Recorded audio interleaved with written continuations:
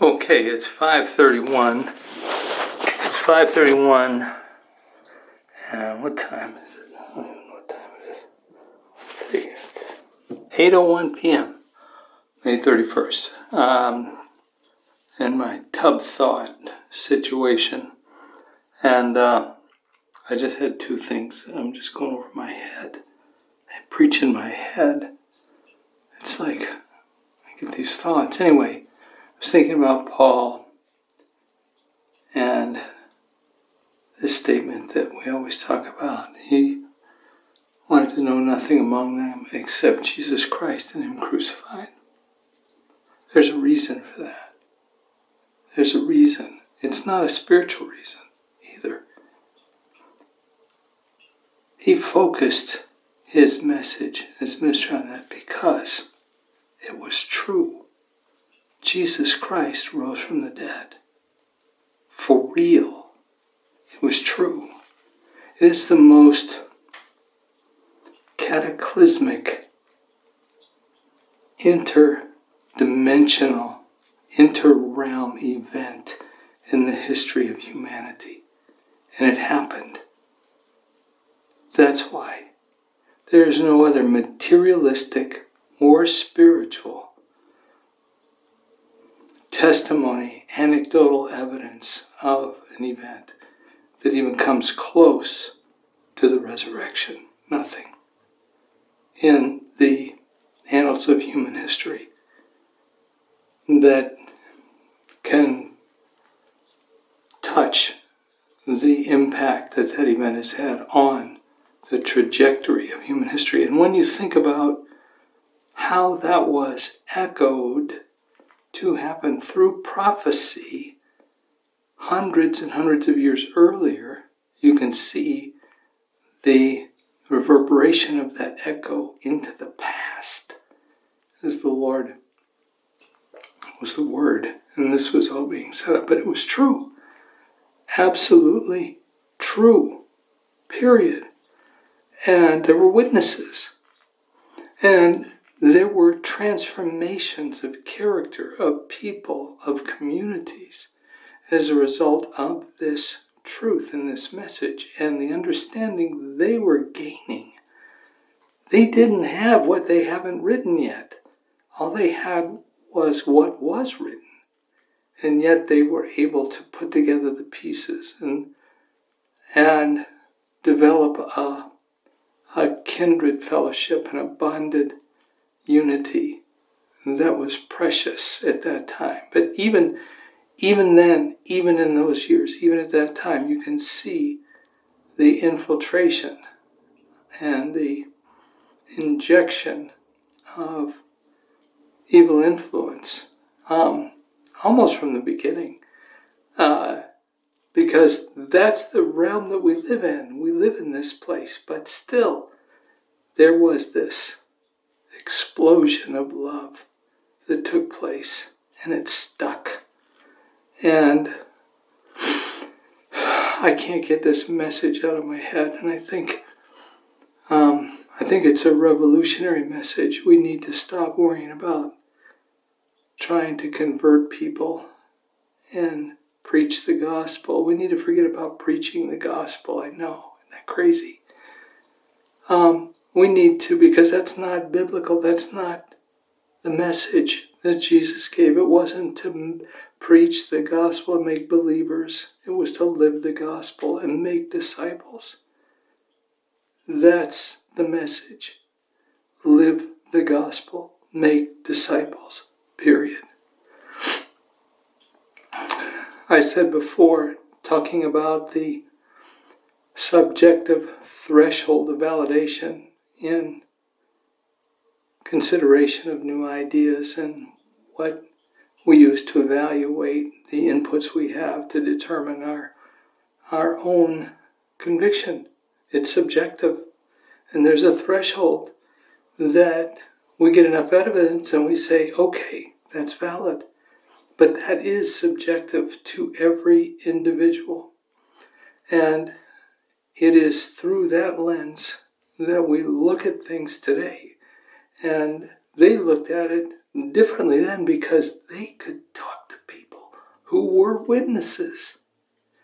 And that was tremendous. They can talk to people who were there on the day of Pentecost. They can talk to people who saw Lazarus come out of the tomb. They were able to see those things in their word.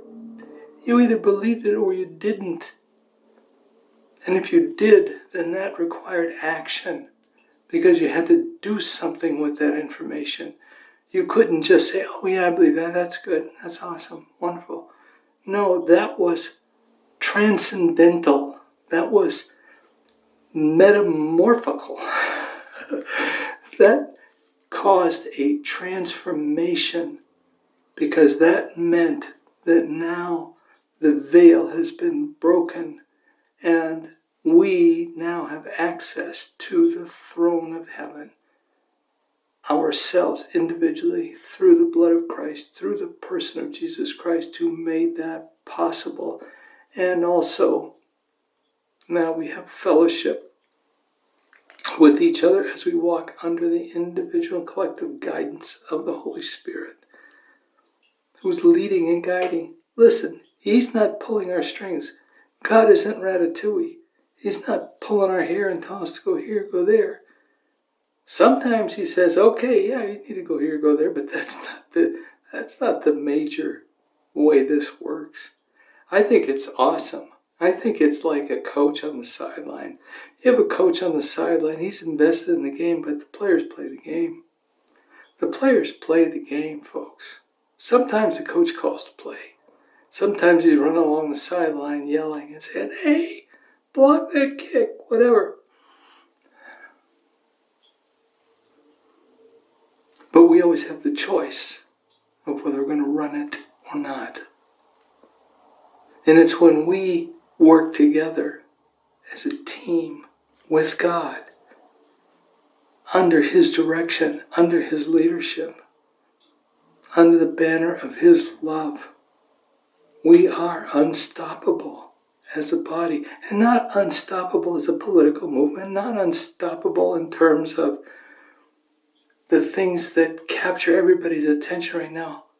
The one force, the one tsunami that cannot be held back is the unmitigated,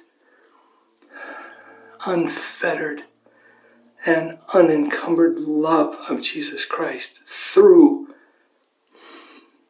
an empowered body of believers, empowered through humility, empowered by the grace of God, empowered by the will of God, empowered by their own wills that have made a decision to follow the word of the Lord and to do what He called us to do, which is to make disciples of all men.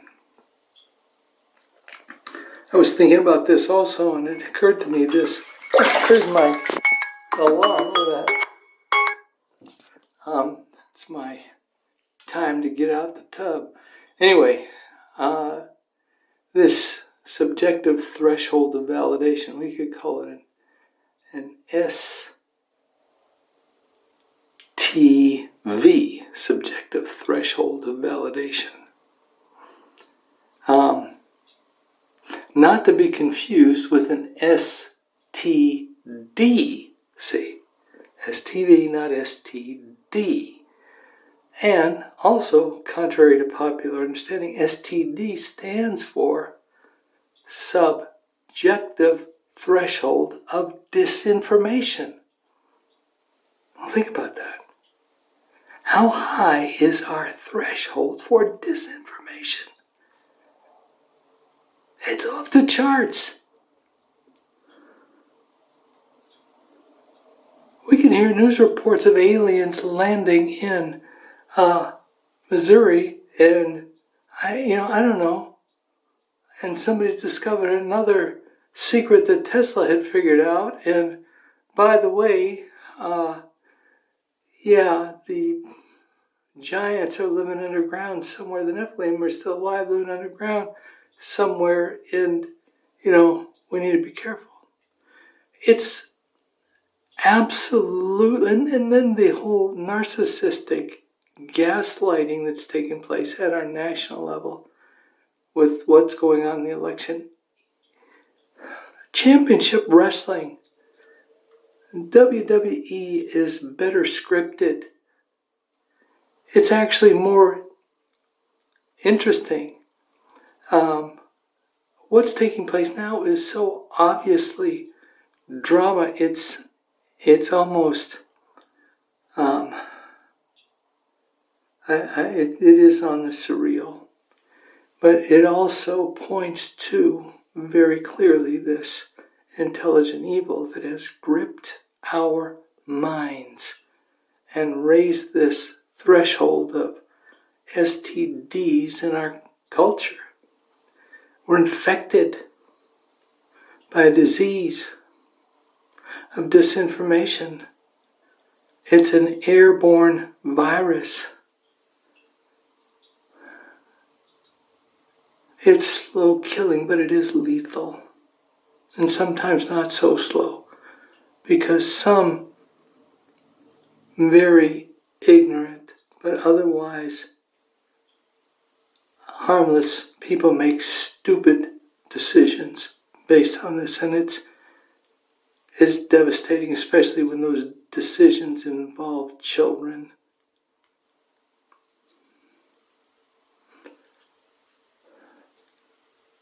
We're at war, folks, and there's no other way to put it. We talk about a pandemic. This pandemic has been coming on for more than 2,000 years. It started in the Garden of Eden. All right, that's all. I think that's enough for now. That's a good setup. And I got the 2 points in the STV, SVDs, and the STDs. And the reason why Jesus Christ and Him crucified is such a powerful message. All right, that's all.